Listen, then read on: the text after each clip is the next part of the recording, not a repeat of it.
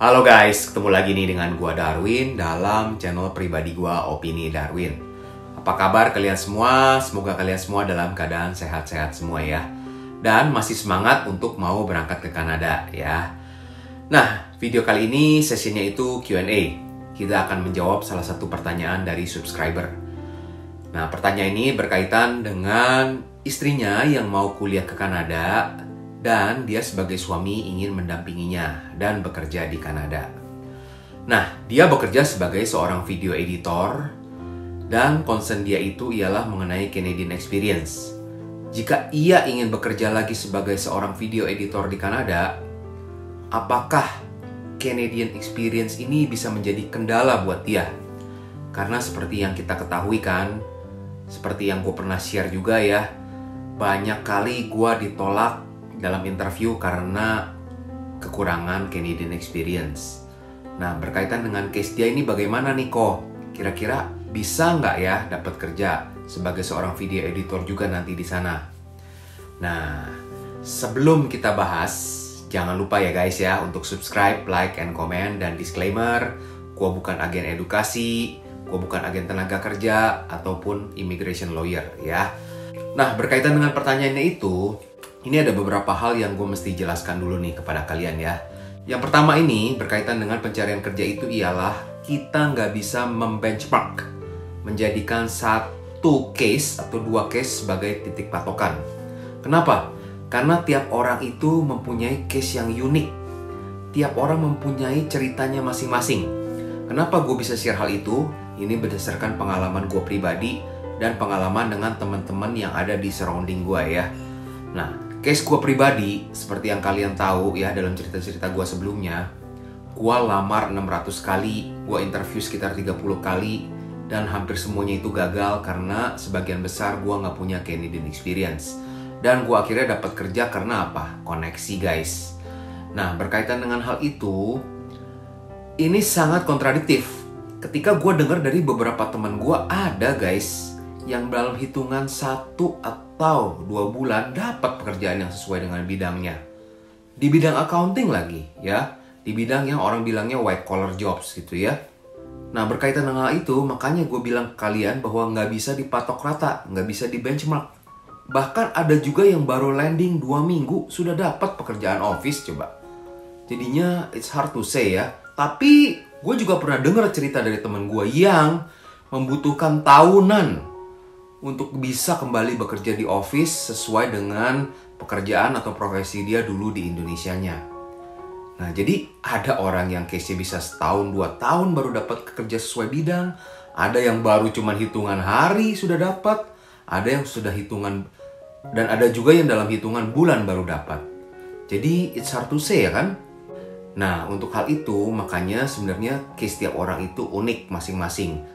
Yang penting itu ialah kita jangan pesimis duluan ya. Nah, itu yang pertama ya. Nah, lalu poin yang kedua itu berkaitan juga dengan jenis pekerjaannya. Kalau gue bilang jenis pekerjaannya itu sangat berpengaruh guys. Apakah pentingnya punya Canadian experience atau tidak? Maksudnya seperti apa?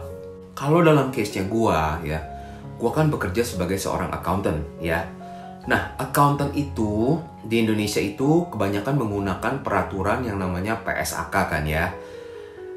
Nah, di Kanada ini tentu saja akan berbeda karena banyak perusahaan di sini yang apply namanya IFRS.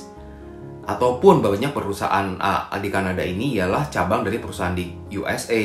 Jadi kadang-kadang mereka nanti menerapkan juga namanya US GAAP.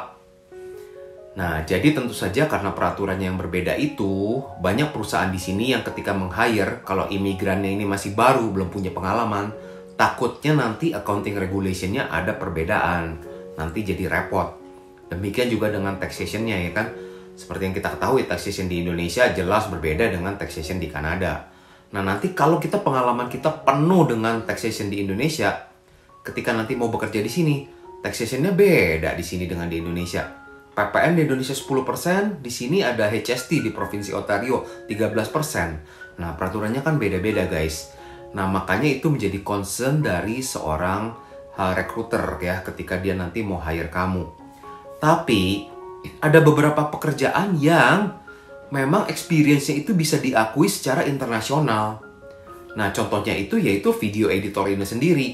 Kenapa untuk video editor ini gue bilang pengalamannya internasional itu bisa di-recognize? Karena guys, yang kalian tonjolkan itu nanti bukan hanya sekedar resume. Yang kalian tonjolkan itu ialah portofolio, ya kan? Nanti kalian akan tunjukkan mana hasil-hasil karya videografi kalian. Nah, ketika kalian bisa menunjukkan video-video yang bagus-bagus kepada recruiter, tentu saja mereka akan satisfied dan mereka bisa meng-hire kamu. Nggak peduli kamu dulunya dari negara mana pengalamannya. Kalau skill kamu, imajinasi kamu, karir kamu itu memang bagus di bidang video editing ini, tentu saja ada chance untuk di-hire, ya nggak? Nah, logis nggak pemikiran gue berkaitan dengan hal itu? Menurut gue itu cukup logis.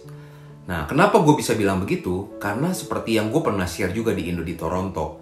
Waktu itu gue pernah interview ya salah satu seorang fotografer yang menemani suaminya kuliah di Kanada.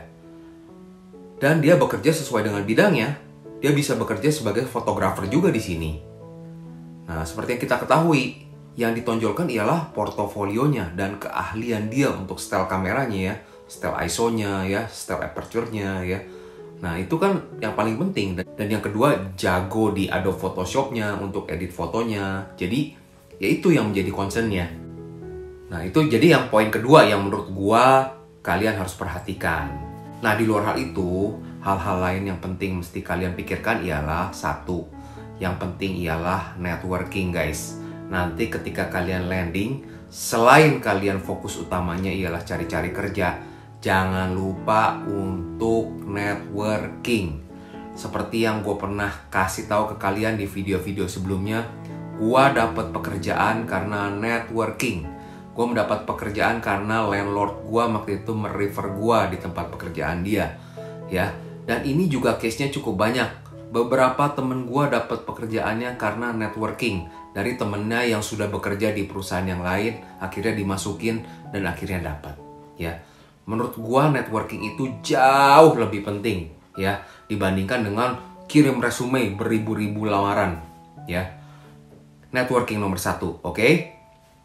Lalu yang kedua, positive thinking ya.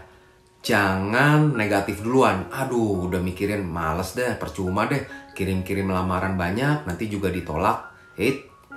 Jangan punya pikiran seperti itu ya. Berpikiran positif. Pikirin bahwa oke, nggak apa-apa gue kirim lamaran yang banyak, gue membutuhkan effort yang cukup banyak. Yang penting ini menjadi proses buat gue belajar. Kenapa? Gue bisa belajar untuk men-tailor resume gue sesuai dengan Canadian style. Nah, itu yang penting kan? Canadian resume itu yang paling penting. Bukan resume seperti di Indonesia yang dimana ada dicantumkan KTP, jenis kelamin ya, dan lain-lain seperti itu ya. Di sini resumenya itu ringkas ya guys ya. Kalau kalian mau lihat bagaimana cara membuat resume yang baik, gue pernah kupas hal itu bersama dengan seorang yang cukup ahli di bidang Canadian resume ini ya. Namanya Raymond, itu ada di channel Indo di Toronto ya guys ya. Nah, yang ketiga menurut gue yang terpenting ialah latihan interview juga guys ya. Cobalah untuk fokus bisa menjawab pertanyaan-pertanyaan yang kira-kira akan ditanyakan oleh seorang recruiter di Kanada ini. Untuk source-nya tentu saja kalian tinggal Google ataupun cari di YouTube. Sudah sangat banyak sekali informasi yang ada ya guys ya. Berkaitan dengan networking tadi, ingat jangan dibatasin pergaulannya hanya dengan teman-teman orang Indonesia yang ada di Kanada saja. Perluas pergaulan dengan semua teman yang ada. Di LinkedIn juga networking aja ya. Connect aja dengan banyak recruiter yang ada di sini. Nah, coba connect, coba approach mereka ya. Nggak ada salahnya kok guys daripada kalian duduk diam menanti ya. Nah, poin terakhir itu ialah pilih pergaulan. Pilih pergaulan dengan teman-teman yang positive thinking. Jangan bergaul dengan teman-teman yang negatif. Karena ada beberapa yang kadang-kadang suka nanti kasih responsnya, aduh, udah deh lu udah di Kanada mah jangan muluk-muluk deh. Mau kerja seperti yang ada di Indonesia dulu. Lu bisa kerja di gudang aja, kerja kasar, udah syukur lah, udah terima aja. Nah, kalau dengan teman-teman yang seperti itu, mereka tuh adalah tipe-tipe orang yang pasrah ya ibaratnya ya. Nah, jangan terlalu banyak deh bergaul sama mereka. Nanti kalian kepengaruh dengan hal-hal yang negatif, ya. Oke deh, jadi kurang lebih itu sih jawaban gue berkaitan dengan pertanyaannya subscriber tadi ya. bahwa kalau sebagai seorang video editor, chance kamu itu ada. Yang penting ialah resume kamu bagusin, sesuaikan dengan Canadian resume. Coba lamar ya, dan setiap melamar di tailor resumenya sesuai dengan lamaran yang ada. Lalu yang ketiga ialah bikin portofolio yang bagus. Yang keempat, networking. Yang kelima, latihan interview lah dengan baik sehingga siap kalau nanti ada panggilan interview. Oke? Dan yang terakhir juga jangan lupa untuk stay positif. Oke? Sampai jumpa di video berikutnya dan thank you for watching. Bye!